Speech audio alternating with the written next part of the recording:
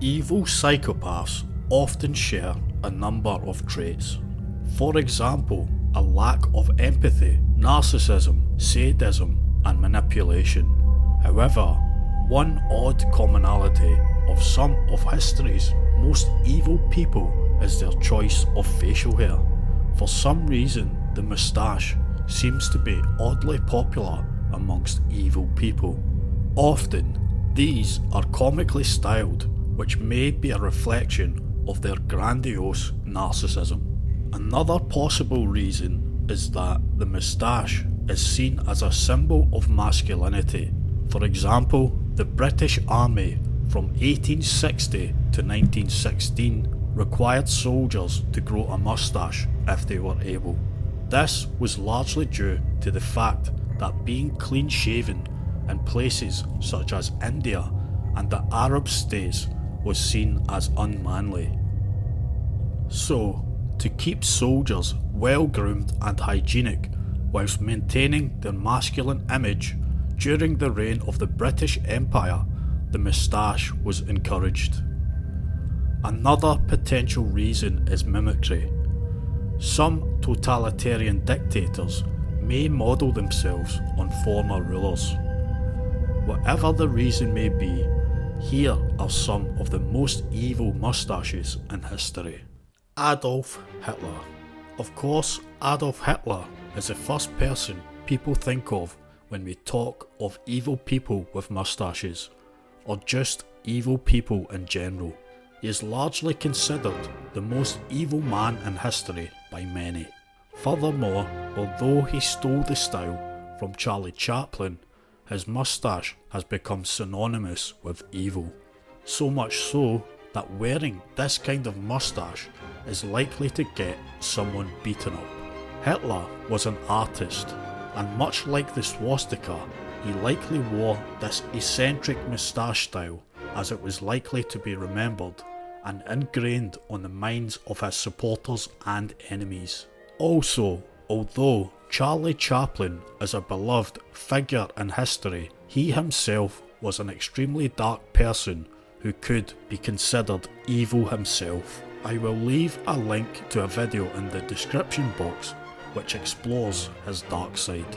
Of course, Hitler was the man that started World War II in an attempt to dominate Europe and create a master race. In order to do that, he killed or sterilised anyone that did not fit into his paradigm of what is racially, mentally and physically pure. According to the National World War II Museum, he exterminated around 6 million Jews and other groups he considered impure, such as gypsies, homosexuals and people of colour. He also killed around 5 million Soviet prisoners of war. Joseph Stalin. Joseph Stalin is on par with, or even more evil than Adolf Hitler. I have always found it strange how little the evils of Stalin is taught or shown in the UK. Perhaps this is because the West allied themselves with Russia during the war, and his crimes are a shameful stain on the victory over fascism. Historian Roy Medvedev has estimated that about 20 million died in labour camps, forced collectivisation, famine and executions during his reign. To put that into perspective, that is about 4 times the entire population of Scotland. Not to mention, the people in the Soviet Union lived in constant fear of being thrown in a gulag to potentially starve or freeze to death in Siberia. The secret police were constantly on the lookout for disloyalty, and even a sarcastic remark or joke could have someone shipped off. So, although communism is on the opposite side of the political spectrum to Nazism, in the end there is the same result.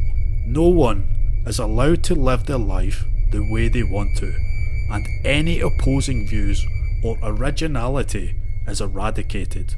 Communism is the idea that everyone in a country is equal pay, equal power and equal assets. However, Communism has to be enforced, and in doing so, it ceases to be communism and becomes a dictatorship, because the enforcers have superior power over others in that system. It is surprising that communism and the hammer and sickle flag are not detested on the same level as the Nazis and the swastika. After all, communism has caused around 100 million deaths around the world. Stalin's moustache was a grand and thick moustache that covered his upper lip and came to points at the end. It is known as the walrus moustache, and it is still sported by many people across the globe, including many IPA guzzling hipsters. Saddam Hussein. As mentioned, in the Arab world, moustaches are a symbol of masculine virility, wisdom and maturity, which dates back to the Ottoman Empire. So much is the popularity of the look that in recent years many Middle Eastern men are actually having moustache transplant surgery to achieve the perfect tash. It is unsurprising then that the narcissistic Iraqi dictator Saddam Hussein would grow a moustache to portray an image of masculine superiority. Much like Stalin, his moustache was thick, covering his full upper lip. However, it was trimmed shorter and did not have eccentric, twisted ends. Saddam wreaked terror on Iraqis during his reign. He used violence and fear to quell any dissent. He began a war against Iran and exterminated anyone of Iranian descent. He also ordered the mass murder of Kurdish people, even using chemical weapons. He also killed many marsh Arabs that were rebelling against him. He redirected the vital water supply away from them, forcing them to flee the marshlands or die of dehydration. He was eventually overthrown and executed after the unjust invasion of US and UK armed forces. Vlad the Impaler. To earn the moniker the Impaler, it is no surprise that he was an extremely evil man that regularly impaled people. His real name was Vlad Dracula, which roughly means Vlad, son of dragon in the English language. He and his ruthless reign in Wallachia is also the inspiration for the fictional vampire known as Dracula. He used the method of impalement as a psychological tool to spread fear and suppress disloyalty. Impaled bodies stood as a reminder not to cross him. At one point, when an army was sent to attack him, he stacked a forest of impaled bodies around his region to terrify invading forces. However, it was more than mere control for him. He was a sick sadist and actually enjoyed it. In his reign, he impaled around 20,000 people and killed around 60 to 100,000 people. A more detailed video of his reign can be found in the description box. Edmund Kemper. Edmund Kemper was one of the most blood-curdling serial killers ever. What made him so uniquely scary was that he was both brains and brawn.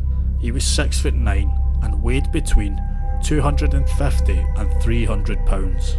However, he did not have to rely on this incredible strength and size, as he was extremely cunning. His IQ was tested at 135 and later 145, meaning he was in the genius threshold. He had a known murder count of 10, including his own mother and grandparents. As a young teen, he killed his grandparents, was sent to a mental hospital, and used his genius to trick hospital staff into believing he was completely rehabilitated. He was released as a young man to wreak murderous havoc on young women and girls in California. He had a short, triangular moustache which, along with his large framed glasses, made him appear like a harmless geek. This may have contributed to his cloak of harmlessness that he used to bring down the guard of his victims, despite his monstrous size. Thanks for watching this video about the most evil moustaches. It is a point that myself and others have made, so I just wanted to explore the topic. It's probably nothing more than coincidence, but it is a weird commonality, especially considering the rarity of moustaches. If you can think of any other candidates, leave a comment and I may do a part 2.